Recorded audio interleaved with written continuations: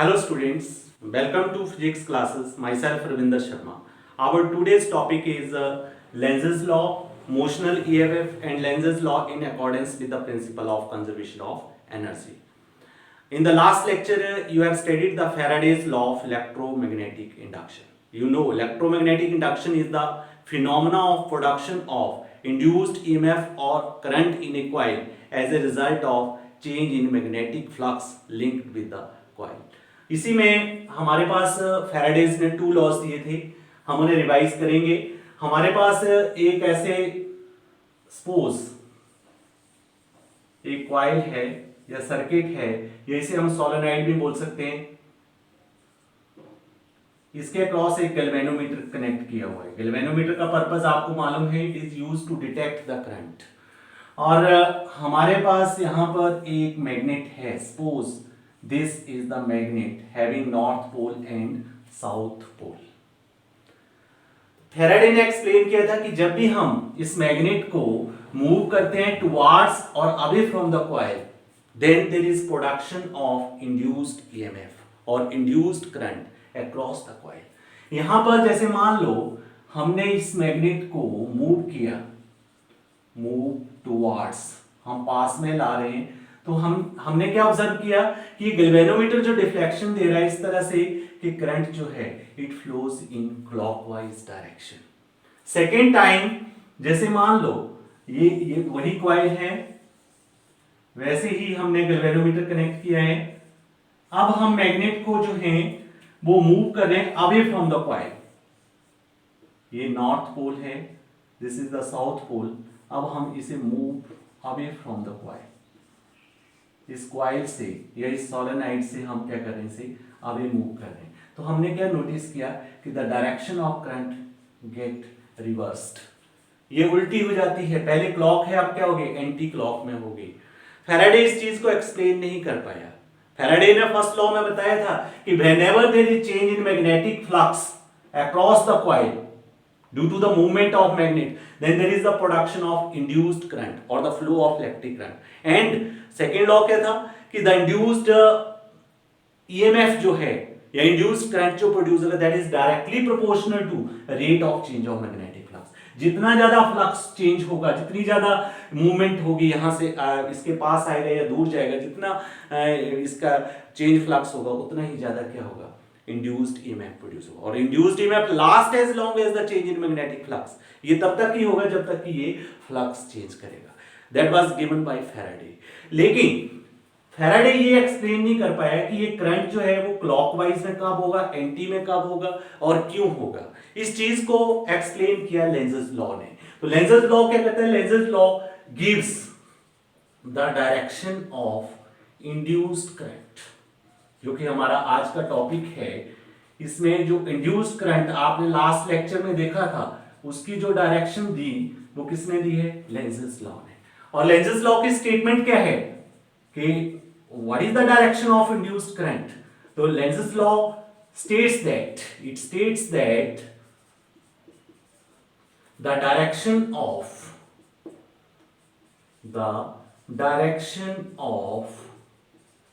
induced current, direction of induced current in a circuit or coil is such that, इस तरह से होगी, it opposes the cause of its production. जिसके कारण ये प्रोड्यूस हो रहा है उसी को क्या करेगा, ये अपोज करेगा. अब ये प्रोड्यूस किसके कारण हो रहा है, due to change in magnetic flux. तो आप यहां पर ऐसे भी लिख सकते that it opposes the cause of its production, that is the change in magnetic flux. This is the Lenz's law. It is the statement of Lenz's law. अब यहां पर लेंज़स ने इसे प्रूव भी किया अपने एक्सपेरिमेंट से. कैसे प्रूव किया कि जब आप मैग्नेट को मूव करते हैं टुवार्ड्स और मूव करते अवे, तो करंट क्लॉक में क्यों करता है, एंटी क्लॉक में क्यों करता है. लेंज़स आल्सो प्रूव दैट कि this law is in accordance with the principle of conservation of energy. Exam में क्वेश्चन भी आता है कि what is Lenz's law and show Lenz's law is in accordance with the principle of conservation of energy. You know, law of conservation of energy, energy can neither be created nor be destroyed, but it can be converted from one form to another form. तो यहाँ पर हम notice कर रहे हैं कि हमने ये जो हमारे पास ये एक सर्किट है या ये कॉइल है, इसमें हमने गैल्वेनोमीटर कनेक्ट किया है और जब हम देख रहे हैं कि कहीं भी करंट कब फ्लो करता है, जब उस सर्किट के अक्रॉस क्या हो, कोई सोर्स ऑफ ईएमएफ या बैटरी कनेक्ट हो। अब यहां पर तो हमने कोई सोर्स ऑफ ईएमएफ कनेक्ट ही नहीं किया, कोई बैटरी कनेक्ट नहीं की है, लेकिन हमारे पास इस सर्किट के अक्रॉस क्या आ रहा है, करंट आ रहा है। इट मींस यहां पे एक सोर्स डेवलप हो गया। वो सोर्स कहां से डेवलप हुआ, ये लेंसेज ने शो किया कि how it approve the law of conservation of energy. Energy यहां पे कोई क्रिएट नहीं हुई है, but it is the conversion of energy. How, यहां पर लेंसेज ने ये प्रूव किया कि when the magnet is moved, this magnet when move towards the coil, जब ये मैग्नेट टुवर्ड्स द कॉइल आ रहा है, in that case the current flows in clockwise direction. Why? Because when the current flows in clockwise direction, then you know the flow of current produces magnetic field. And by right hand thumb rule, the current flows in, when we see from left, the current is in such a direction, in my fingers, then the direction of thumb gives the direction of magnetic field. तो magnetic field क्या होगा, ऐसे होगा। जब current क्या होगा, clockwise में होगा, ऐसे होगा तो थंब। इट मींस ये जब आप मैग्नेट को टुवर्ड्स मूव कर रहे हैं तो ये जो सोलेनॉइड है it act as a magnet in such a way कि इस तरह से मैग्नेट, ऐसी मैग्नेटिक फील्ड लाइंस कब निकलती हैं, जब ये पोल क्या होता है, नॉर्थ और ये साउथ। इस तरह से ये सोलेनॉइड एक्ट कर रहा है एज ए मैग्नेट। तो इस जब आप मैग्नेट को टुवर्ड्स मूव कर रहे हैं तो ये नॉर्थ क्या करेगा, ये पोल जो है या ये कॉइल का जो एंड है ये क्या एक्ट करेगा, नॉर्थ की तरह एक्ट करेगा। और नॉर्थ की तरह कब एक्ट कर सकता है, जब करंट क्लॉकवाइज डायरेक्शन में फ्लो करेगा। तो ये नॉर्थ एक्ट करेगा। अब कॉइल को आप नियर लाएंगे तो नॉर्थ को क्या करेगा, रिपेल करेगा। इट मींस यहां पर क्या है, यहां पर रिपल्सन है। And you are moving the magnet towards the coil, it means you are moving the magnet against the force of repulsion, so you have to do some work. आपको क्या करना पड़ रहा है, वर्क करना पड़ रहा है, and that work is mechanical work. It means you are expending your mechanical energy which appears as electrical energy in this coil. That was shown by the galvanometer. इसलिए करंट क्या है, क्लॉकवाइज डायरेक्शन में flow कर रहा है। इसी तरह से when the magnet is moved away from the coil, then in that case the current flows in anti-clockwise direction. इस तरह से फ्लो करेगा। आपको पता है कि ऐसे है तो ये मैग्नेटिक फील्ड क्या होगा, ऐसे मैग्नेटिक लाइंस, और ऐसी मैग्नेटिक लाइंस ऑफ फोर्स कब एक्ट निकलती है, जब ये मैग्नेट इस तरह से हो, ये नॉर्थ पोल और ये साउथ। तो जब आप मैग्नेट को अवे मूव करेंगे तो ये जो कॉइल है एकदम से ऐसे बिहेव करेगी कि ये अट्रैक्ट करने लग पड़ेगी। इस मैग्नेट को अट्रैक्शन कब हो सकती है, जब ये एंड कॉइल का क्या हो, साउथ। जब आप टुवर्ड्स रह रहे हैं तो ये नॉर्थ हो, और जब अवे ले जाने चाह रहे हैं तो ये दूर ना जाने दे। और दूर कब नहीं मैग्नेट को जाने देगा, जब ये एंड क्या होगा, साउथ एक्ट करेगा। और ये साउथ एंड कब कर सकता है, जब ये करंट कैसे फ्लो करेगा, एंटी क्लॉकवाइज। तो यहां पर जब आप अवे मूव करने लगे तो आपके पास फोर्स कौन सी होगी, अट्रैक्शन होगी।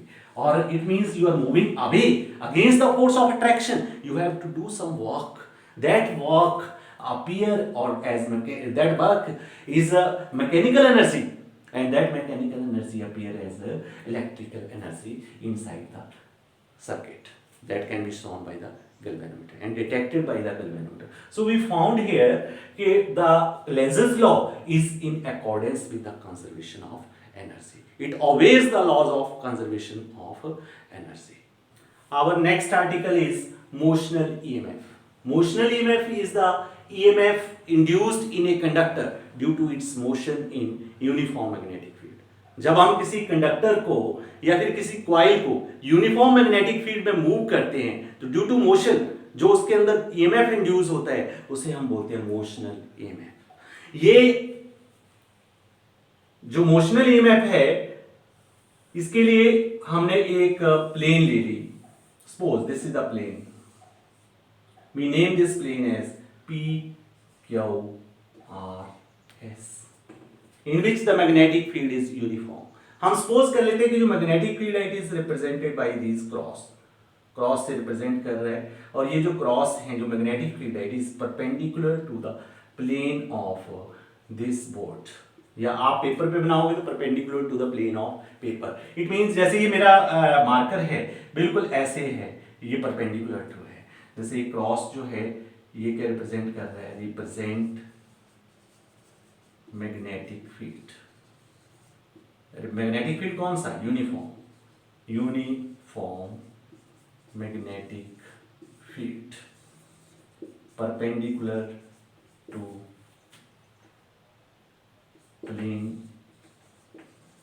Of surface PQRS. यहां पर हमने एक सपोज क्वाइल ले ली, एक क्वाइल ली हमने ABCD, जिसे हम इस यूनिफॉर्म मैग्नेटिक फील्ड में मूव कर रहे हैं. सपोज ये मेरे पास एक क्वाइल है, इसके अक्रॉस मैंने गैल्वेनोमीटर कनेक्ट किया है टू डिटेक्ट द करंट और डिटेक्ट द मोशनल EMF. मान लो ये जो क्वाइल है ABCD ये मूव कर रही है, इस साइड को मूव कर रही है, और इसकी मोशन के कारण जो EMF इसके क्रॉस इंड्यूस होगा या इसके क्रॉस जो करंट होगा दैट इज इंड्यूस्ड करंट, और जो EMF होगा वो होगा motional EMF. So motional EMF is the EMF induced in a conductor or a coil due to its motion in uniform magnetic field.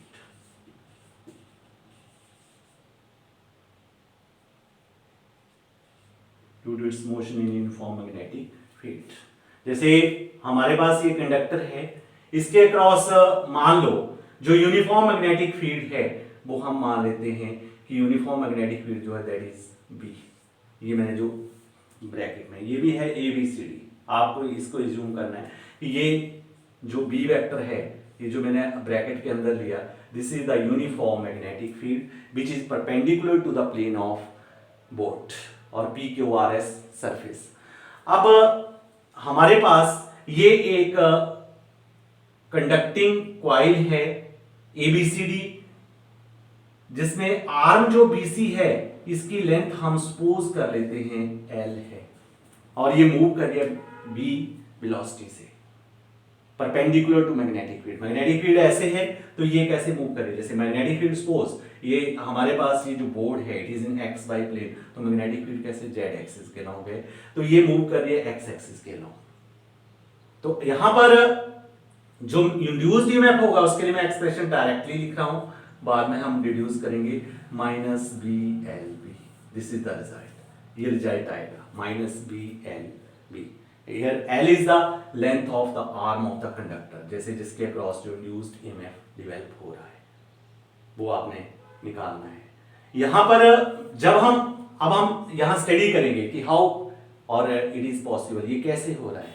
देखिए हमारे पास जब हम इस कंडक्टर को मूव कर रहे हैं तो जब कंडक्टर मूव करेगा तो इसके जो चार्ज पार्टिकल हैं वो भी क्या करेंगे, मूव करेंगे. अब हमारे पास यहां पर मैं इसको थोड़ा सा डायग्राम को आपको क्लियर अच्छे ढंग से हो जाए इसलिए मैं इसे एक बार फिर से दोबारा बना रहा हूं. ये लेंथ L है, अंदर बना रहा हूं इस आर्म की. हमारे पास जब ये कंडक्टर मूव कर रहा है इट मींस यहां पर कोई चार्ज पार्टिकल जो है जैसे सपोज इलेक्ट्रॉन है ये भी कहां मूव कर रहा है, it also move along this direction. जैसे कोई भी चार्ज है वो क्या कर रहा है, वो इधर को मूव कर रहा है. अब आपको मालूम है कि ये इलेक्ट्रॉन जो हो इस डायरेक्शन में मूव करेगा, राइट. मैग्नेटिक फील्ड क्या है, मैग्नेटिक फील्ड परपेंडिकुलर है, तो इसके ऊपर जो फोर्स लगेगी magnetic field is perpendicular to the plane of the surface, तो इस पे जो फोर्स लगेगी यानी मैग्नेटिक फील्ड जो है वो इस ढंग से है परपेंडिकुलर टू द प्लेन, तो इस पे फोर्स कहाँ लगेगी? By Fleming's left hand rule. देखिए आपको मालूम है कि 4 finger Fleming left hand rule में क्या देती है? Magnetic field.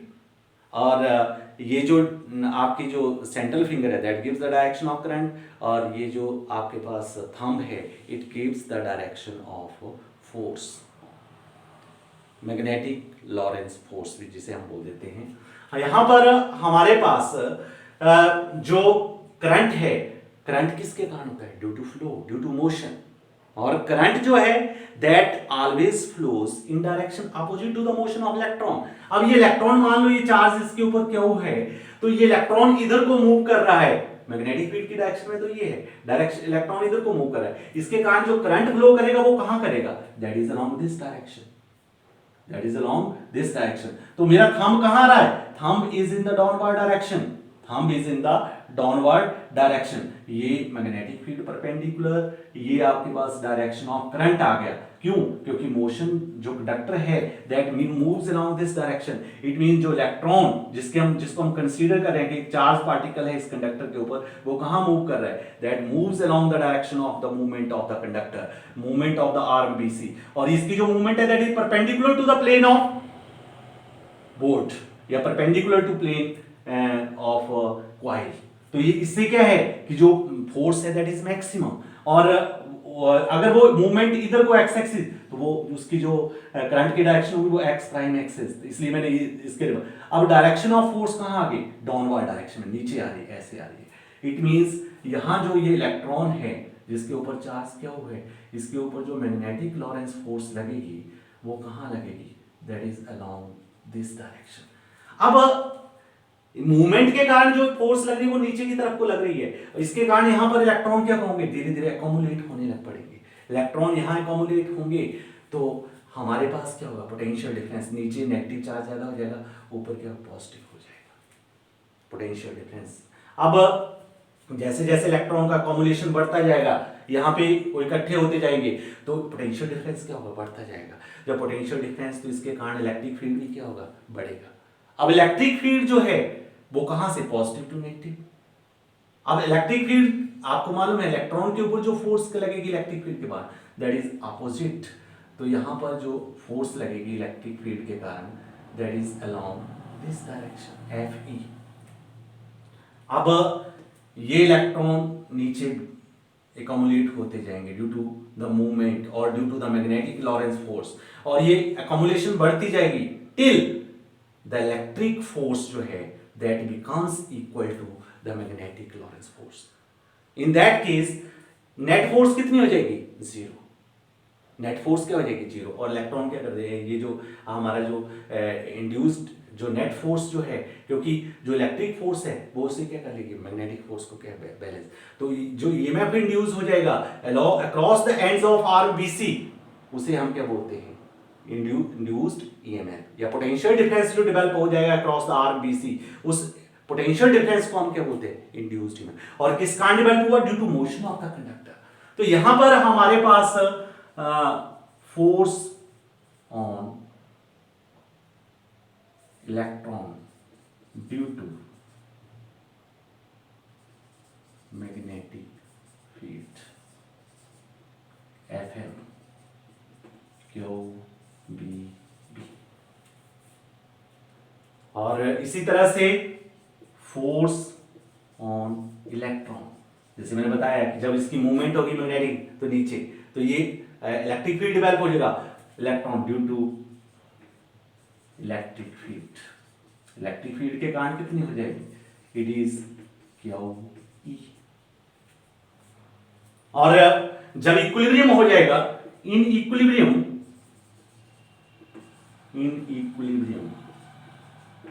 नेट फोर्स क्या हो जाएगी? Total force Q E plus Q B B is equal to 0। अब आप इसे दूसरी साइड ले जाएंगे, हमारे पास क्यू ई जो है इज इक्वल टू क्या हो जाएगा? माइनस क्यू बी बी, और क्यू से क्यू कैंसिल हो जाएगा, E is equal to minus B B. And this electric field is developed across the RBC due to motion. और इस ROBC की लेंथ क्या है L, so potential difference developed. इसी तरह से therefore potential difference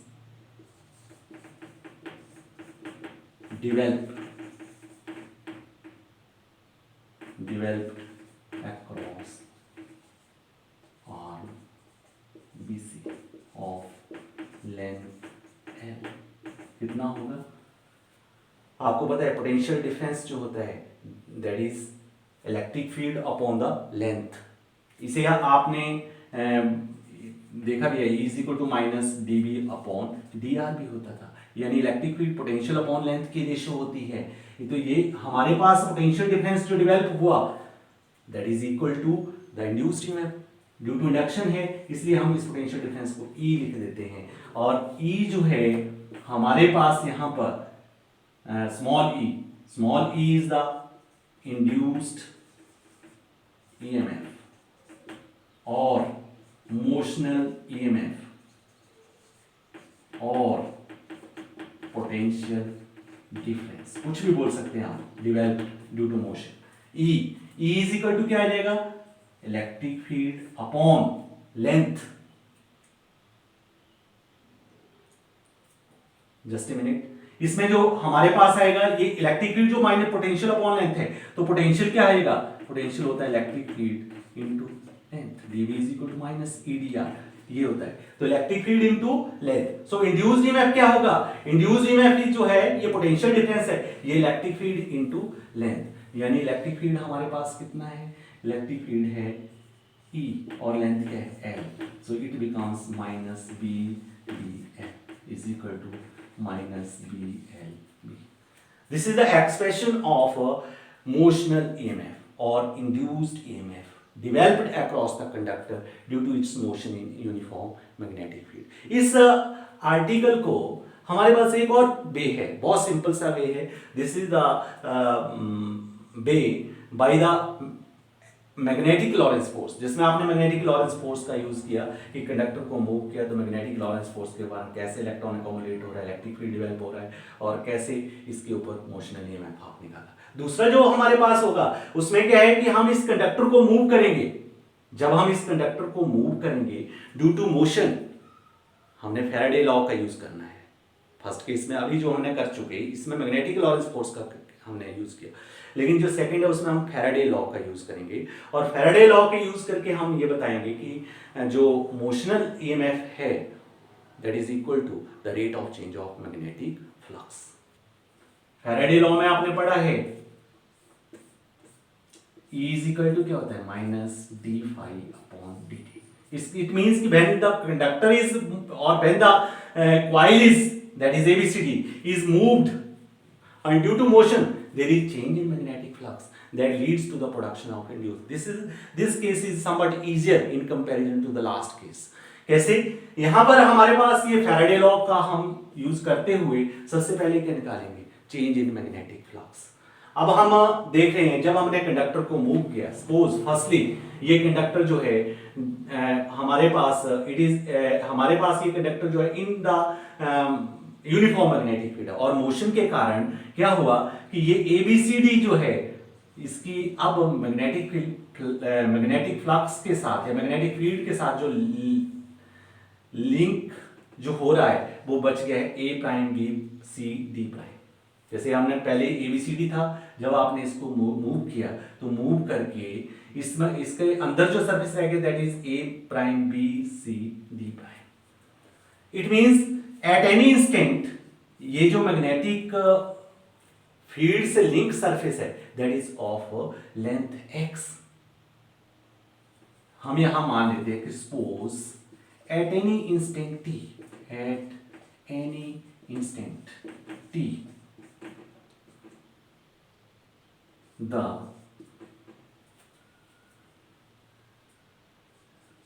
magnetic flux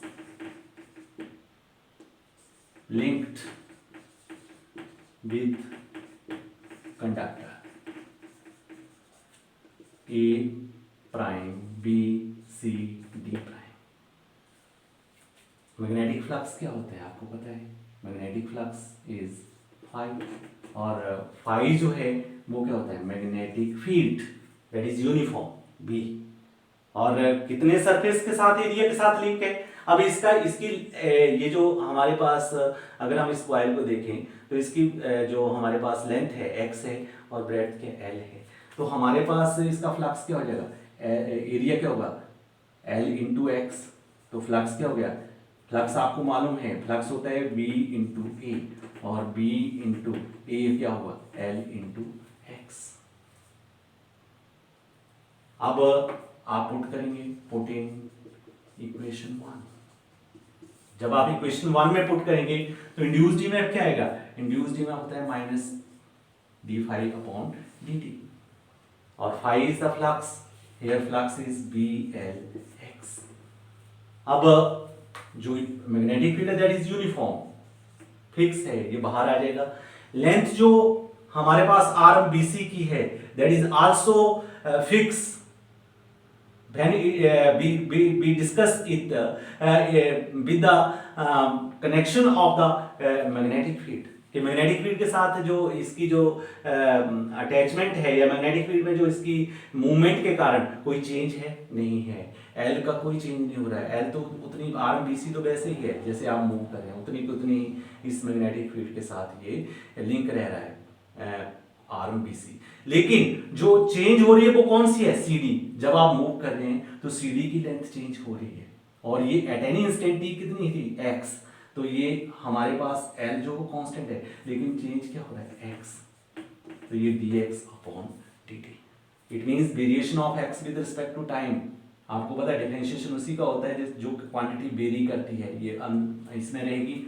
अब constant बाहर है minus B L D X over D T, that is the time rate of change of distance, and that is in accordance with the velocity, so it is b. So this is the expression for induced EMF minus b l b, और ये induced EMF जो produce हुआ that is due to motion, so it is known as motional EMF। और negative sign जो है it shows that कि the direction of induced EMF और the direction of induced current produced due to induced EMF is such that it opposes the cause of its production, that is the change in magnetic flux, which is also known as Lenz's law, जिसे हमने अभी discuss किया। In the next lecture you study about the eddy currents, application of eddy current, self induction, mutual induction. That's all about today's lecture. I hope you have enjoyed the lecture. Thanks and have a nice day.